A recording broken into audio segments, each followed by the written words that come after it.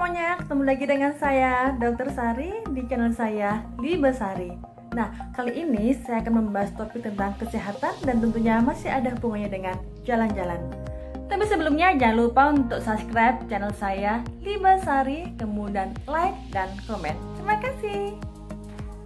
Nah, pandemi COVID-19 ini menyisakan rasa kangen yang mendalam buat kita para pecinta jalan-jalan atau traveler.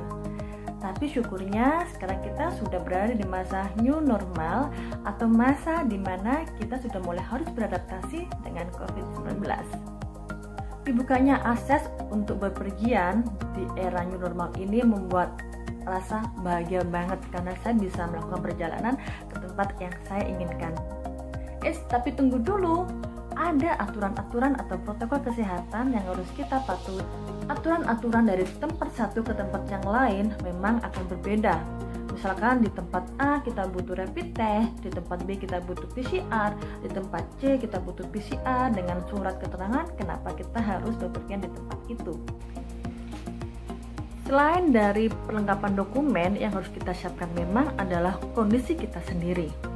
Nah, jika Anda mungkin sedang demam atau sedang nggak enak badan atau sedang menggigil kedinginan, alangkah baiknya kalau stay di rumah, kemudian mencari pertolongan kesehatan terdekat serta menggunakan niat untuk bepergian dengan menggunakan pesawat. Selain itu juga apabila terdapat batuk baik kering maupun berdahak, kemudian ada pilek, baik ya mungkin kita sakit alergi atau karena mungkin kita lagi dingin, tapi kita nggak tahu, kalau mungkin siapa tahu ya gejala tersebut merupakan salah satu gejala dari COVID-19. Yang rugi bukan tentu Anda sendiri, tapi juga penumpang lainnya yang harus dikarantina, kemudian juga fasilitas penerbangan tersebut. Kita harus sehat, itu syaratnya. Karena kenapa? Ketika kita sehat, selain baik untuk kita sendiri, kita juga tidak akan menimbulkan risiko tertularnya penyakit kepada penumpang lain. Nah, dokumen yang saya siapkan menjelang keberangkatan adalah identitas, yaitu dalam hal ini saya selalu memakai paspor kemanapun saya pergi, terutama saat saya terbang.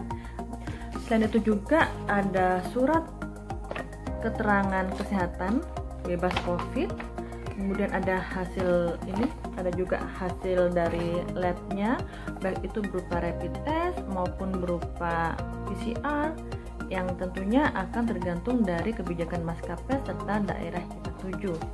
Ini yang nanti akan kita serahkan ke KKP yang ada di bandara tempat kita akan berangkat. Jangan lupa juga surat keterangan kerja, karena ada beberapa daerah yang memang menginginkan keterangan kenapa sih kita harus memasukin daerahnya, untuk apa gitu.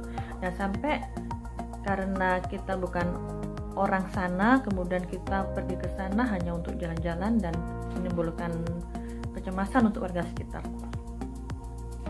Selain itu, kita wajib mengisi persyaratan yang ditentukan oleh Kementerian Kesehatan yang berupa kartu kewaspadaan kesehatan atau Health Alert Card. Nah, ini bisa diperoleh di aplikasi atau bisa diisi secara langsung di website. Tapi buat kita yang belum mengisi di keduanya, jangan khawatir, pemerintah Indonesia telah menyiapkan kartu kuning seperti ini, yaitu kartu kewaspadaan kesehatan atau Health Alert Card yang bisa diperoleh di bandara-bandara tempat kita asal. Nah, kartu ini memiliki dua sisi, yaitu sisi satu untuk tugas bandara dan sisi satunya untuk kita simpan. Di sini nanti kita harus mengisi nama, umur, jenis kelamin, kebangsaan, nomor paspor, sampai dengan maskapai penerbangan, nomor penerbangan, nomor kursi, bahkan negara yang dikunjungi dalam 14 hari terakhir. Dan juga ada keterangan singkat mengenai penyakit MERS, COVID-19, serta demam kuning atau yellow fever. Nanti di bandara yang kita tuju, baik bandara transit maupun bandara memang yang tujuan kita, harus diserahkan kartu ini dengan cara disobek, satu sisi buat petugas bandara dan satu sisi buat kita. Nanti ini akan kita tunjukkan apabila mungkin di kemudian hari kita mengalami gejala-gejala seperti demam, sesak nafas, atau diare. Keren banget. Pada musim pandemi seperti ini, saya menyiapkan khusus perbekalan lainnya, yaitu yang pertama berupa masker.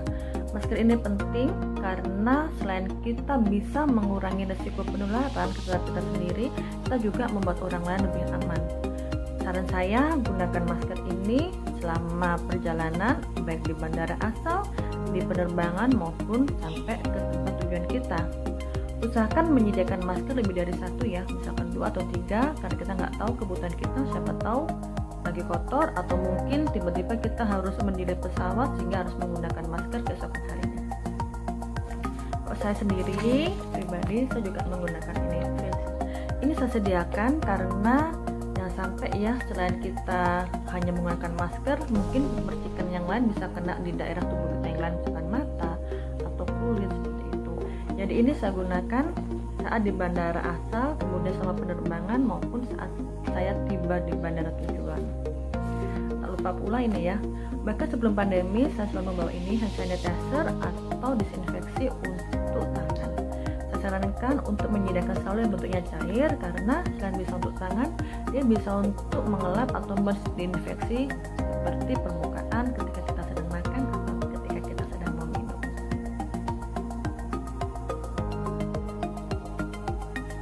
Berikut ini adalah gambaran saat berada di pesawat selama penerbangan. Apa saja sih yang dilakukan, kemudian apa saja sih yang dipersiapkan? Kita simak berikut ini. Saya kira